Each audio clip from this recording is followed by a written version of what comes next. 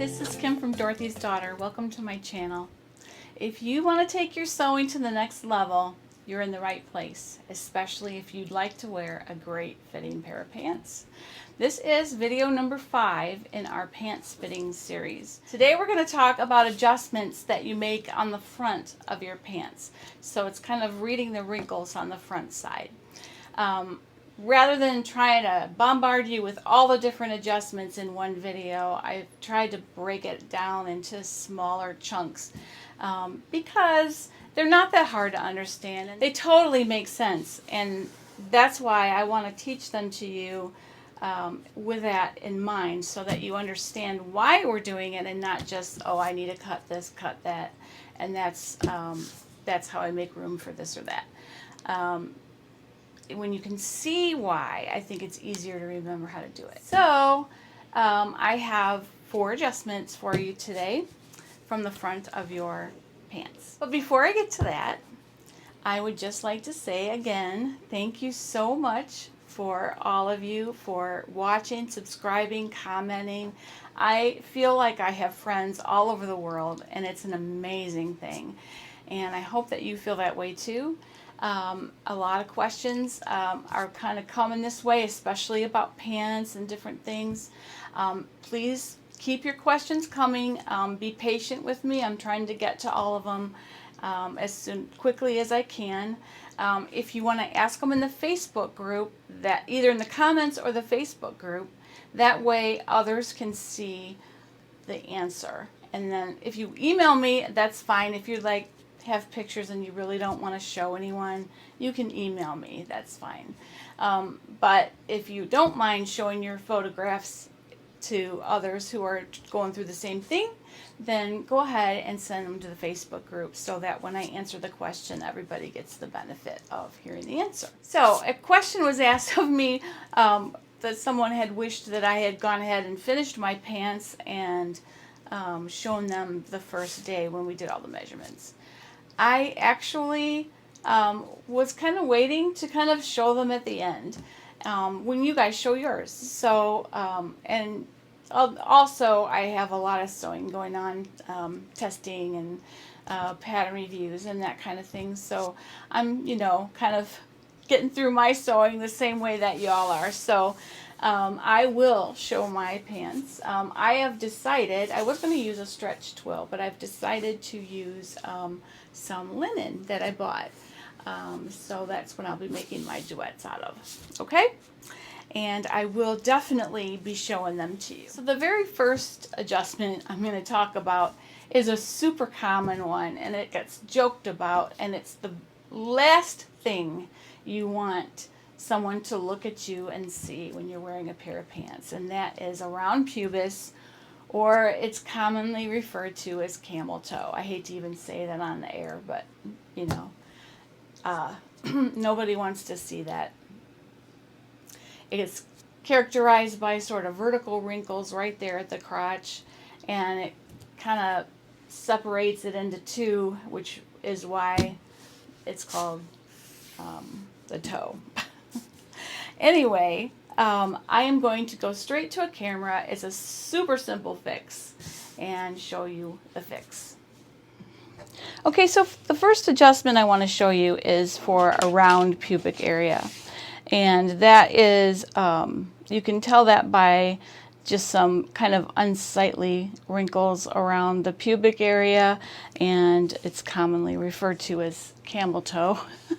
So nobody wants that. So if you are experiencing that, the way to fix that is to just scoop this crotch curve out and give your pubic area a little bit more room.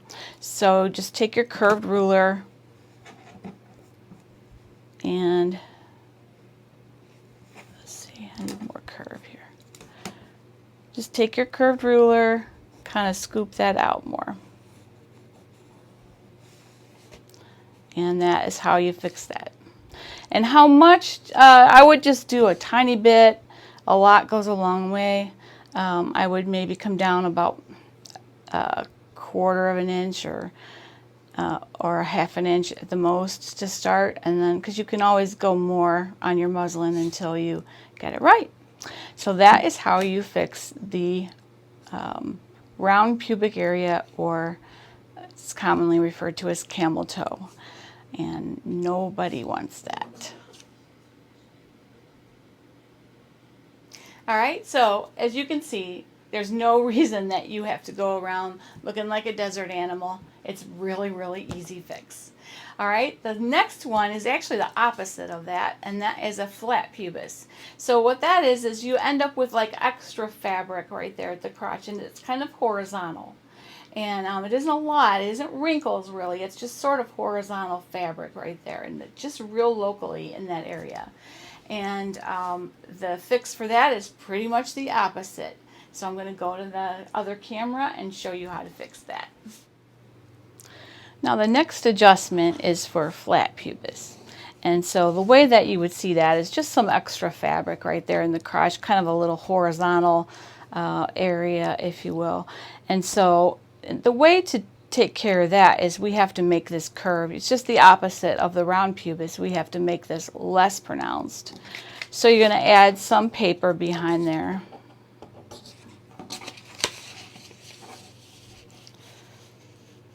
Hopefully you can still see that okay. I'm working in miniature again. I'm trying to save paper so that we're not lessen my footprint, I guess, because that would be a lot of paper if I printed these out this many times. Okay, so that is your normal curve there. I just traced it so you could see it better. So for the flat pubis, what you want is this not to be so steep. So what you're going to do is kind of make that a little less steep, something like that. And again, a little bit goes a long way. Like maybe start with 1/4 of an inch and see how that is, okay? And that is for your flat pubis. So the next fix that I have is actually also another common one, and it is a full belly adjustment. Many of us in our postmenopausal life need to do this with our pants, and kind of what that ends up looking like is just taut across the belly and kind of wrinkles in all different directions, kind of like radiating out. And you want to like give more room to that so that you don't have those wrinkles, and so that they're comfortable and look much better in the tummy. So that is a simple fix, and I just encourage you to watch, and when you do it the first time, go slowly, because even though it's a couple different cuts and you can get confused, I'm going to try and show you the reason why, which will help you remember what direction those cuts will need to be. I actually have done this before and cut the wrong way because I wasn't thinking about what actually needed to happen. So if you watch this, I tried to explain that. Hopefully you'll get a grip on how to do that, and it's super easy. It's just it's 2 cuts instead of 1. So I will go to the camera to show you that. The next adjustment we're going to make is for a full belly, and basically it would just be kind of taut across your belly, and you have kind of wrinkles going in all different directions, so that would indicate that you need a full belly adjustment. Now the way you do this, it seems complicated, but if you think about it, it just makes sense. So what you want to do is you want to make a hinge so that you can make more room for your belly. Okay, so you're going to draw a straight line across somewhere on the like fly area here. You don't want it to be on the curve, and you don't want it up too high. You want it kind of right where all the fullness is. All right, and then you're going to draw another line straight down perpendicular from the waistband. Okay, now what you want to do, and this just makes sense, all right, you want to make more room here, right, on your belly. So you're going to cut across this line so that you can have a hinge. Don't go through it, just all the way to it, all right? So we're going to spread that so that you can make more room in your belly. You see how that'll make more room? All right, but you got a problem here because now that's going that way. So then what you want to do is you want to cut this one down and make another hinge so that you can even that out and true that up. All right, don't go through there either. All right, so you're spreading that, and then you're going to go ahead and straighten that out again. Okay, and that is basically how you do that. So you've made your hinges. So you're just going to take your pattern piece and put it on a piece of paper. I used a different color here so you could see what I was doing. Okay, so what you're going to do is you're going to spread that then. So you're making room for your belly, just like I showed you a minute ago. How much? Kind of depends on how much room you need. I would start again kind of small, and you can always make another muslin, although that does involve another muslin this time, but I wouldn't do too much. I would just start with maybe 3/4 of an inch. Maybe that's where I'd start.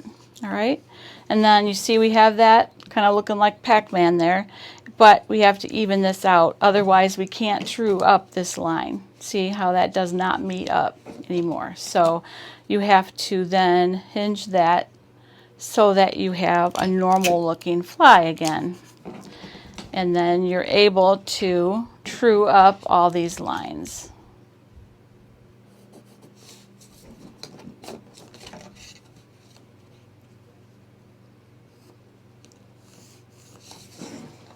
All right, so then what you want to do is you're also going to have to edit your waistband to add in this little bit here that you added to it.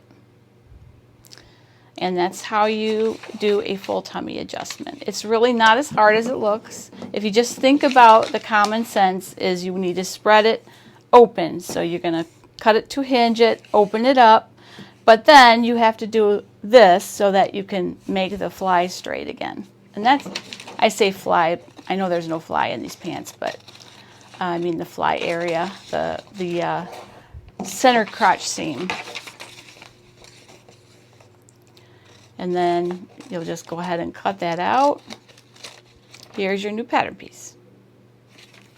All right, and then the last one I have for you today for the front is when you have knock knees. Now this is a reason why I tell you all to make a full length muslin. Because the wrinkles can happen in your knee area and just above that are totally dependent on your entire length. And if you don't make an entirely length muslin, you will not have the benefit of knowing that that's there.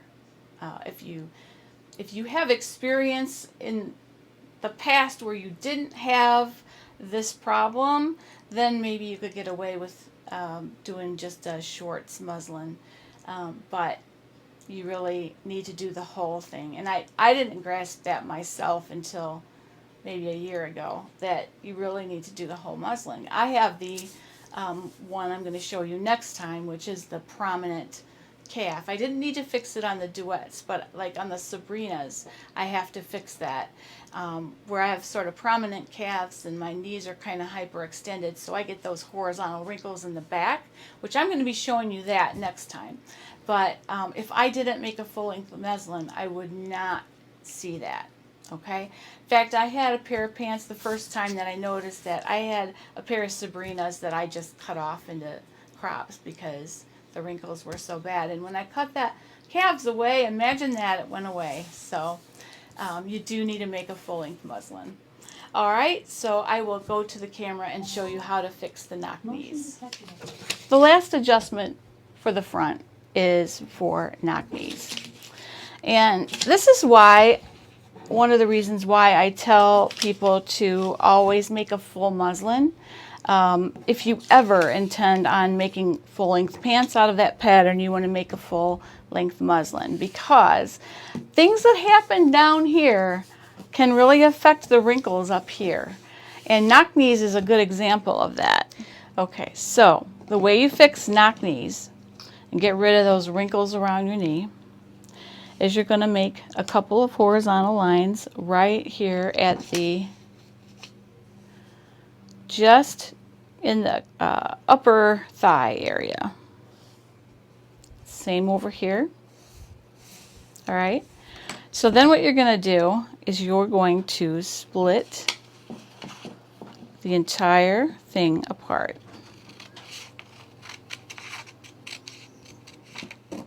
But don't separate it, okay?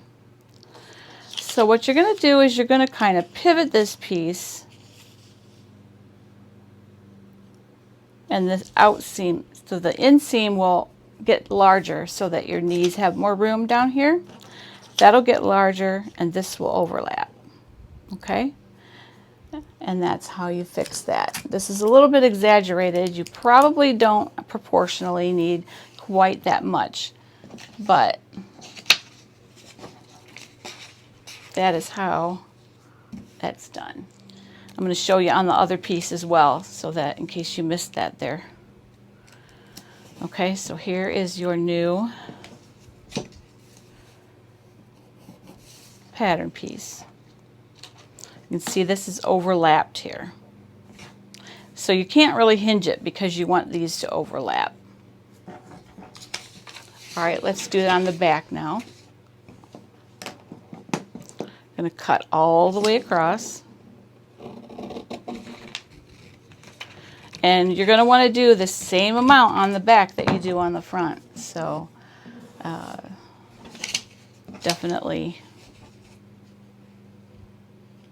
definitely kind of measure, or at least eyeball how much you did on the front.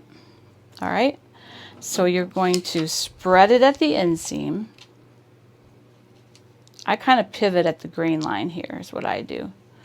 Spread it at the inseam, which overlaps it here at the outseam, okay?